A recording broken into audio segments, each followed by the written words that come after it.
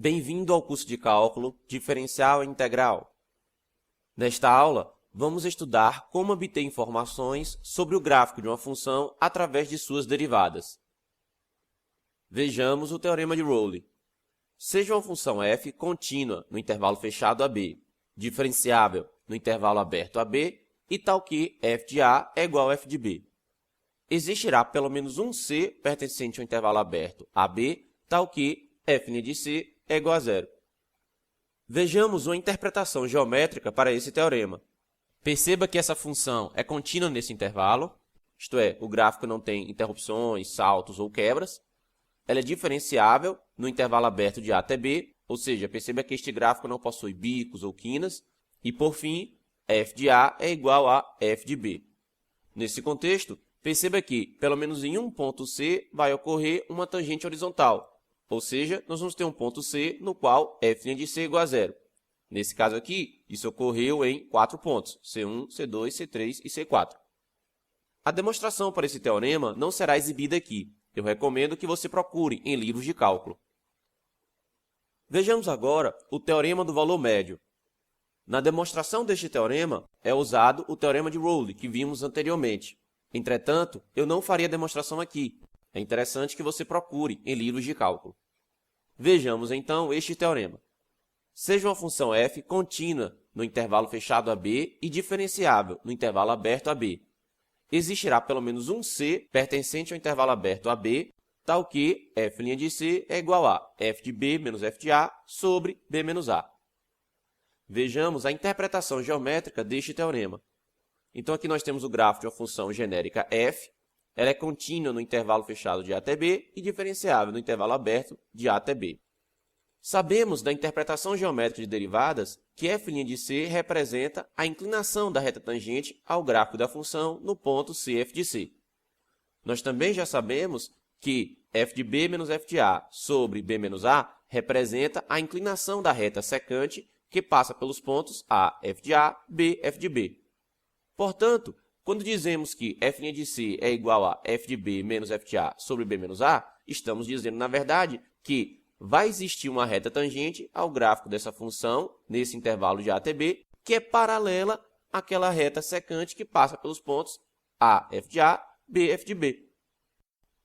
O teorema do valor médio é aplicado na demonstração deste resultado que veremos agora. Seja uma função f contínua no intervalo AB. Se f' de x for maior do que zero, para todo x pertencente ao intervalo aberto AB, então f é crescente no intervalo fechado AB. Por outro lado, se f' de x for menor do que zero para todo x pertencente ao intervalo aberto de A até B, então f é decrescente no intervalo fechado AB.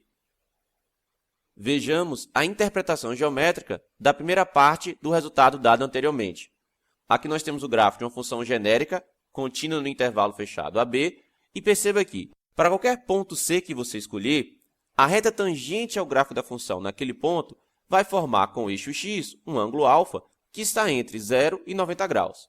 Ora, nós já sabemos da interpretação geométrica de derivadas que f' de C é igual à tangente desse ângulo α, ou seja, a derivada no ponto C é igual à tangente desse ângulo α. Dos conhecimentos de trigonometria, sabemos que a função tangente ela é positiva caso o ângulo esteja entre 0 e 90 graus. Portanto, daí nós vamos ter que f' de C vai ser maior do que zero. Vejamos agora a interpretação geométrica da segunda parte do resultado mostrado anteriormente. Novamente, temos aqui o gráfico de uma função f genérica, contínua no intervalo fechado AB, e perceba que, para qualquer ponto C que você escolher nesse intervalo, a reta tangente ao gráfico da função naquele ponto vai formar com o eixo x um ângulo α que está entre 90 graus e 180 graus. Ora, da interpretação geométrica de derivadas, sabemos que f' de C vai ser igual à tangente desse ângulo α, e como dos conhecimentos de trigonometria sabemos que a função tangente é negativa para ângulos no intervalo que vai de 90 graus a 180 graus, então nós vamos ter que f' de C vai ser menor do que zero. Façamos um exercício. Determine os intervalos de crescimento ou decrescimento da função f de x igual a x² mais 4/3 de x ao cubo menos 4x² mais 2. Derivando a função f, obtemos f' de x igual a 4x² mais 4x² menos 8x. Fatorando esse polinômio, obtemos f' de x igual a 4x que multiplica x mais 2 que multiplica x menos 1. Se você não se recorda como se fatora um polinômio, eu recomendo que você revise este conteúdo. Lembre-se que não é meu objetivo aqui revisar conteúdos de ensino fundamental ou médio. Vamos agora analisar o sinal para a função derivada. Então, do termo 4x, sabemos que para valores de x menores do que zero, esse valor será negativo, e para valores de x maiores do que zero, esse valor será positivo. Já para o termo x mais 2, se x for um número menor do que menos 2, teremos que esta expressão será negativa, e para x maior do que menos 2, teremos que esta expressão será positiva. Já para o termo x menos 1, se x for menor do que 1, nós vamos ter um valor negativo, e se x for um valor maior do que 1, nós vamos ter um valor positivo. Multiplicando todas essas expressões, nós vamos obter a derivada e, aplicando o jogo de sinais para a multiplicação, no final nós vamos obter que, antes de menos 2, a multiplicação dessas expressões resulta num número negativo. Entre menos 2 e 0, a multiplicação dessas expressões resulta num valor positivo. Entre 0 e 1, novamente resulta um número negativo. E depois de 1, nós vamos ter um número positivo, sendo o resultado desta multiplicação. Dessa maneira, nós vamos ter que a função f de x igual a x² mais 4x³ menos 4x² mais 2, ela é decrescente no intervalo que vai de menos infinito até menos 2, crescente no intervalo que vai de menos 2 até 0, decrescente no intervalo que vai de 0 até 1 e crescente no intervalo que vai de 1 até mais infinito. Para ilustrar que os intervalos de crescimento e decrescimento que encontramos anteriormente são condizentes com o gráfico da função, imagine que você já soubesse desenhar o gráfico dessa função. Nós ainda não sabemos, veremos isso em aulas posteriores, mas veja aqui, de fato, antes de menos 2, o gráfico da função é decrescente. Entre menos 2 e 0, o gráfico da função é crescente. Entre 0 e 1, o gráfico da função é decrescente. E depois de 1, o gráfico da função é crescente. Perceba que com a informação da primeira derivada, podemos apenas saber se uma função é crescente ou decrescente em determinado intervalo. Porém, não temos como saber se a concavidade do gráfico, ou a sua abertura, é voltada para cima ou para baixo. Para poder fazer isso, nós veremos um resultado a seguir. Seja uma função f contínua no intervalo fechado AB. Se f duas linhas de x for maior do que zero para todo x pertencente ao intervalo aberto AB, então f tem concavidade para cima no intervalo fechado de até B.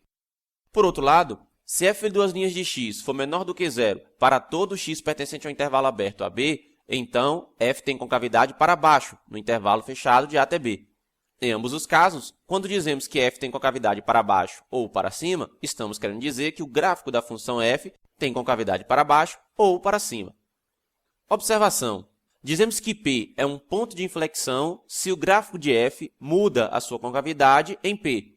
Ou seja, a concavidade era para baixo e passou a ser para cima, ou o contrário, a concavidade era para cima e passou a ser para baixo.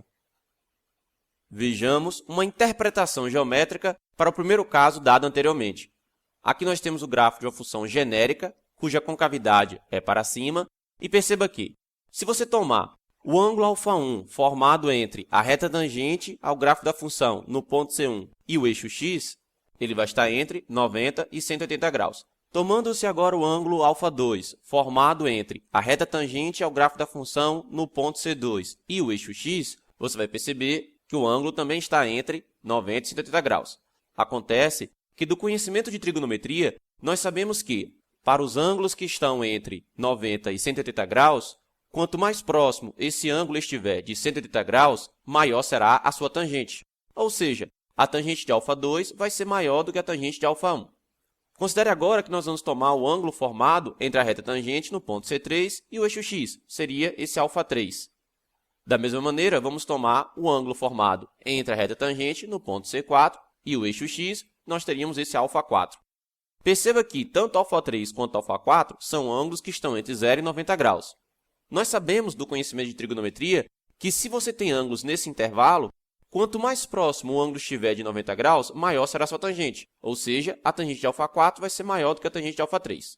Juntando agora todas essas informações e lembrando que ângulos entre 0 e 90 graus possuem tangente positiva e ângulos entre 90 graus e 180 graus têm tangente negativa, no final, vamos obter que a tangente de α1 é menor do que a tangente de α2, que é menor do que a tangente de α3, que é menor do que a tangente de α4. Ou seja, que a tangente está crescendo nesse intervalo. Da interpretação geométrica de derivadas, sabemos que essas tangentes estão relacionadas com a função derivada. Ora, como a função derivada está crescendo nesse intervalo, isso significa que a derivada dela é positiva, ou seja, nós vamos ter a derivada da derivada, o que vem a ser exatamente a segunda derivada. Portanto, a segunda derivada é positiva nesse intervalo. Fazendo uma interpretação análoga à anterior, vamos obter para o segundo caso que, para o intervalo onde o gráfico da função tem a sua concavidade voltada para baixo, esses ângulos α1, α2, α3 e α4 serão de tal maneira que a tangente de α1 será maior do que a tangente de α2, que será maior do que a tangente de α3, que será maior do que a tangente de α4. Ou seja, que a tangente está decrescendo nesse intervalo. Como essas tangentes estão associadas à função derivada e a função derivada está decrescendo nesse intervalo, isso significa que a sua derivada é negativa nesse intervalo, ou seja, que a derivada da derivada é negativa. Desse modo, f duas linhas vai ser menor do que zero nesses casos. Façamos agora um exercício. Determine a concavidade da função f de x igual a x² mais 4/3 de x ao cubo menos 4x² mais 2. Calculando a segunda derivada da função f, obtemos f duas linhas de x igual a 12x² mais 8x menos 8. Estudando agora o sinal da segunda derivada, o que vem a ser, nesse caso, um polinômio de grau 2, nós vamos obter que, de menos infinito até menos 1 menos raiz de 7 sobre 3, essa segunda derivada é positiva e, portanto, o gráfico da função f tem concavidade para cima. Entre menos 1 menos raiz de 7 sobre 3 e menos 1 mais raiz de 7 sobre 3, o sinal da segunda derivada é negativo e, portanto, a concavidade do gráfico da função f é voltada para baixo. E para valores de menos 1 mais raiz de 7 sobre 3 até mais infinito, a segunda derivada é positiva e, portanto, o gráfico da função f tem a sua concavidade voltada para cima. Perceba que para resolver esse exercício foi necessário saber como analisar o sinal de um polinômio de grau 2. Se você não se recorda como fazer isso, eu recomendo que você revise este conteúdo do ensino fundamental ou médio. Assim como fizemos no primeiro exercício, vamos agora verificar no gráfico da função f como que realmente as concavidades estão voltadas para cima ou para baixo nos intervalos dados. Perceba aqui na ilustração que para valores de menos infinito até menos 1 menos raiz de 7 sobre 3, a concavidade é para cima. Já para valores entre menos 1 menos raiz de 7 sobre 3 e menos 1 mais raiz de 7 sobre 3, a concavidade é para baixo.